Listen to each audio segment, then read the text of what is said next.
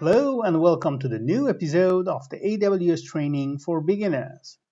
Siavash is here, and in today's tutorial we are going to learn how to launch a LAMP instance on Amazon Linux 2.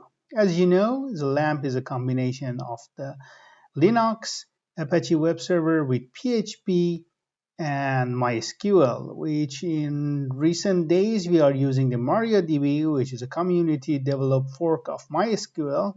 So all these services can be launched on Amazon Linux, and you can learn in this tutorial. So first of all, as usual, let's open our favorite browser. Just go open the Chrome, aws.amazon.com, and we are going to log in with the AWS account that we've created on a very early tutorial in this series.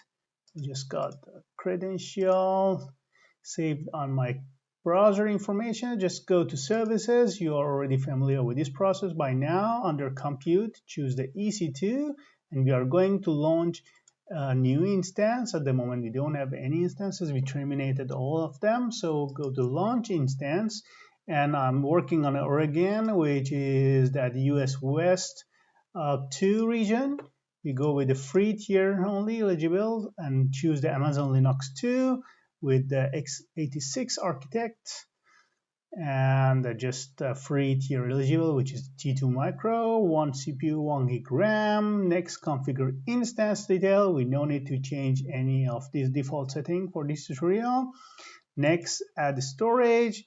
The generic purpose SSD, general purpose SSD is good enough with 8 gig.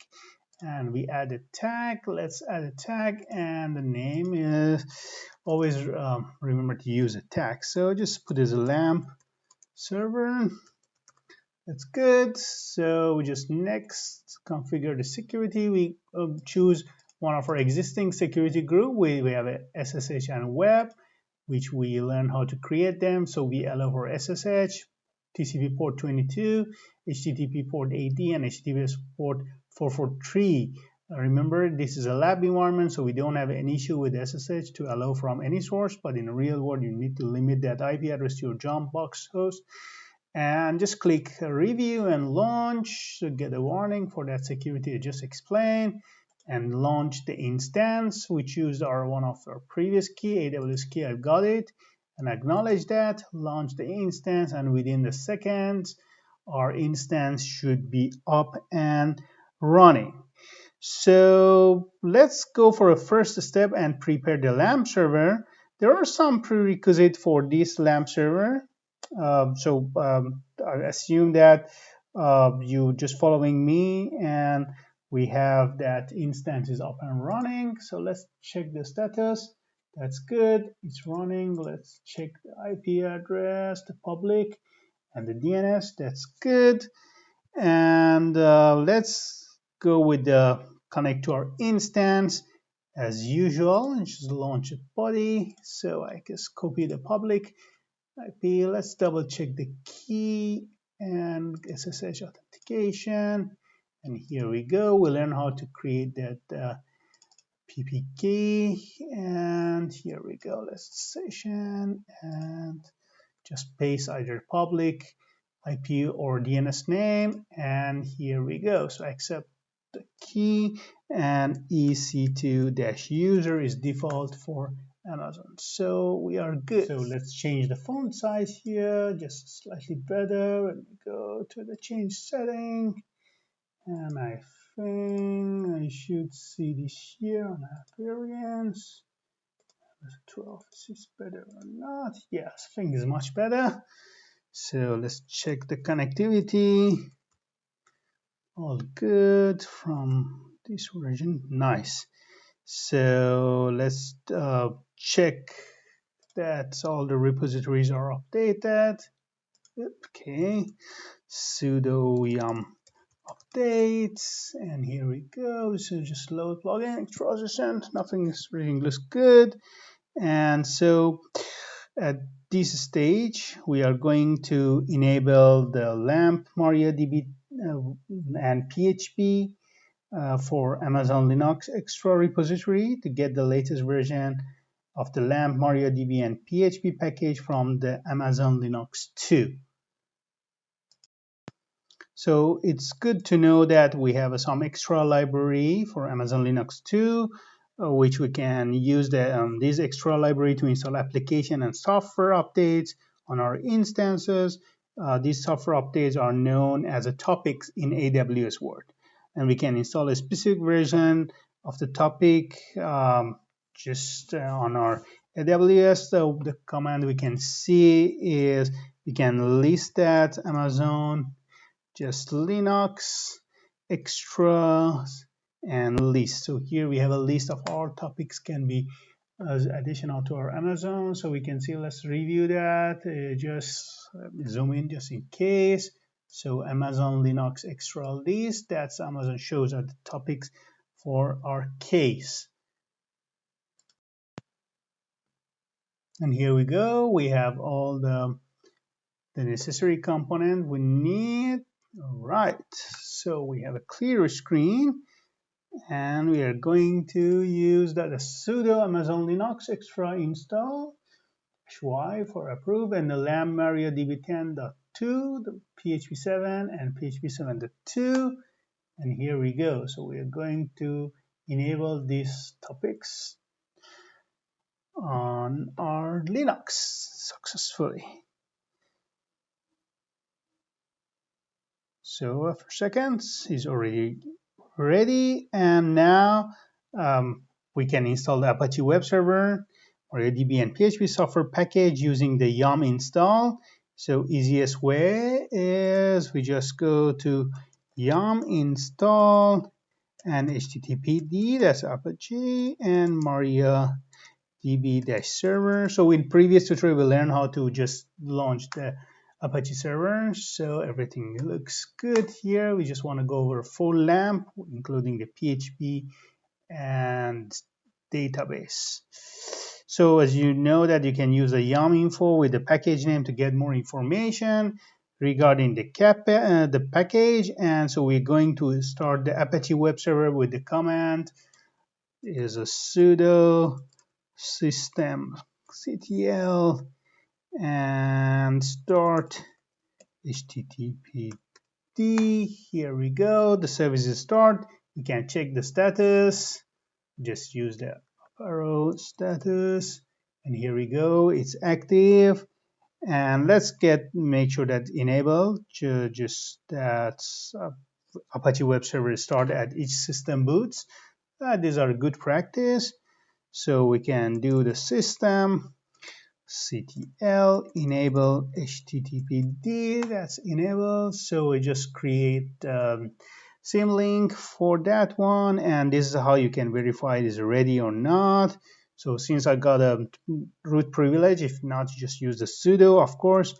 These are generic Linux commands, and httpd. So is enabled? Yeah, it's enabled and it's good. So let's take a closer look at the command set we run. So first of all, we just enable the topics. Let me get some slightly. Not sure that's very well. Because sudo Amazon Linux extra install. Oops. So we have that. We have a yum install http MariaDB server. We have a sudo systemctl start http to start the Apache server. We just added to just enable the service HTTP and just verify that. So we are good to go at the moment. And just since we have that our security group, so we know that we got access to that. So we can access to the test page. So it's very easy. Let's just verify that. Just click here and open address. And here we go. So we're expecting to see something. So browsers automatically go to HTTPS, of course. In a later tutorial, I'll show you how to enable the HTTPS on this server. But HTTP works fine, and we are good with that combination of the HTTPD is up and running. So we are going at next step. We just want to Apache HTTP server, just that's keep all the files in a /var/html directory. This directory is by default is owned by root. So we just want to allow that EC2 user account to manipulate the file in this directory. This is an additional step. But we can modify the ownership and permission of the directory. There are several ways to accomplish this task. Here we're just adding the EC2-user to the Apache group to give the Apache group ownership to the var directory and assign right permission to the group. So let's begin with that. To set file permission, we can use the user mode -A-G and the group, and the user is EC2-user. Here we go. So we're good with that. And so we can just log in and log out. We just need to log in and log out of that to check that. Let's do this. Exit. And it's just a group. So EC2 is admin will, and so we don't have the Apache group yet, so I need to log out. So let's exit. Very well, that's much better. So now if I try the groups, we can see that this time we have Apache here in our groups. Perfect, that's nice. And so we just need to change the group ownership of Apache directory /var. So let's just go sudo chowner, okay, EC2-user and Apache, and we assign that to var . So let's double check everything. EC2, no typo. Perfect, that's good. So to add the group right permission and to set the group ID on the future subdirectory, we're just going to change the directory permission of the var and its subdirectory. So let's do it. Sudo chmod 2775. It works for this case, var . And also let's find that wherever is apply under it. All the subfolder. Let's put the type and exec sudo chmod 75. Soup, nice and perfect. So here we go. So we just add the group right permission and had to set the group ID on the future subdirectory under the Apache server if you need that. So for tutorial might not be necessary, but it's good we have that. And so let's add the group right permission recursively in changing a file permission of the var /. And its subdirectory. So let's see what we have here. Find anything under the var . And just let's go with the type f and exec sudo chmod 664, and there's a Linux commands.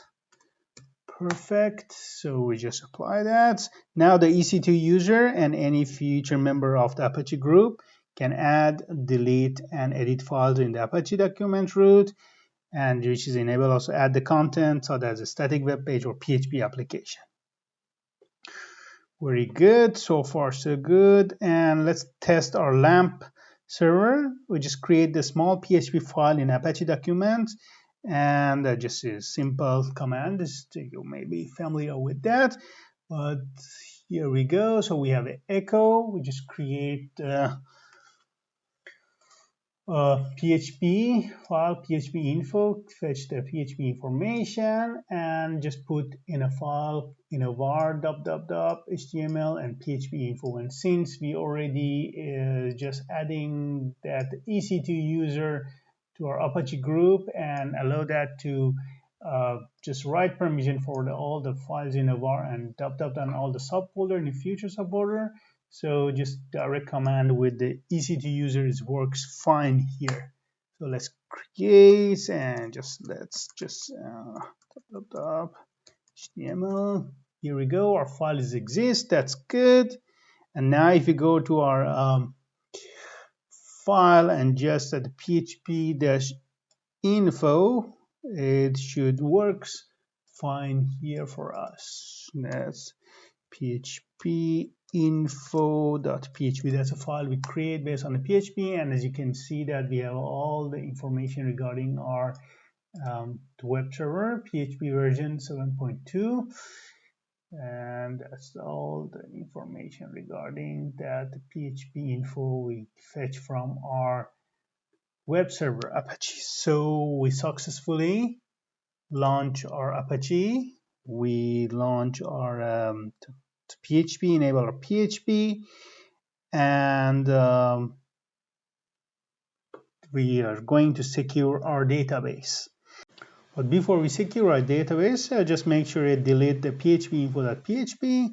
Of course, these files can be useful and a source of so many information, but it should not be broadcast to the internet for security reasons. So let's remove that PHP just for testing purpose. RAM, HTML, and PHP info.php. Here we go. So the file is no more exists. ls var HTML. Nice. Nothing there. So if you just refresh this one, won't see anything. And file not found. Just delete. And we're back to the basic Apache page. That's nice. So it's time for secure our database. The biggest problem sometimes is coming with the MySQL-like databases. That there is no root password for them. So just root password removing that, we have to just setting the password and remove the insecure features from our installation. Even if you are not planning to use MariaDB server, but we recommend to become familiar with this procedure. So first of all, let's start the MariaDB server. Sudo systemctl, and start is just like any Linux command. We start our service, MariaDB. Here we go. So okay. This takes slight time. Just check the status of that. Here we go, it's active and running. Let's clear this page, easier. And run MySQL secure installation. So what we are going to do is a sudo MySQL and secure installation. Okay, installation, that's good. So that's the wizard we are going to do. And we need to set that current root password for our root. So let's use that hard password. Let's generate some password. I'm going to generate password, some good strong password. You choose anything you like. And 16 character. Let's just generate the password, so the copy, and just get back to enter the current password. Right click in PuTTY, so it's automatically access denied for the user root, localhost using password. Yes, enter current password. Okay, sorry, it's just there's no current password. Current password, there is no password. Set root password, yes. Oops. So we go on for the step. New password. Just right click and re-enter the new password. Here we go. That's our password. We just make sure that you remove that any anonymous user account. This is good. And to disable the remote root login also, that's just say yes. These are the steps how we secure the database. In this case, type Y to remove the test database, of course. Don't need any trace, and type Y to reload the privilege tables and save our changes. Here we go. So we're good. So, and just if you don't have plan to use that MariaDB, so let's stop it. Sudo systemctl and stop MariaDB. I want to teach you that how to go through this process to make sure that you have a secure database. And so we have you can, again, these are all just generic Linux commands. So we can just put that as a sudo system ctl and enable the MariaDB. If you just want to just MariaDB is auto start when every time we boot the Linux, but just no need to do that one. So just make sure that following this. At the moment, we successfully launch our LAMP server on our Linux instance, and in the next video we're going to install the phpMyAdmin, but before that we need to make sure that we enable the HTTPS and we have having the TLS or SSL for our Apache, because just no point to phpMyAdmin is, as you know, is a web-based database management tool, but we be running on HTTP is a suicide, and it's not a good idea we having that. So feel free to leave comments and follow our channel, watch, learn, subscribe, and share. I'll be happy if I can answer some of your questions on a comment. And in the next video, we're going to see how we can secure our the web server and enable the TLS and SSL, of course, in a free way. And thanks for watching. See you soon in the future video.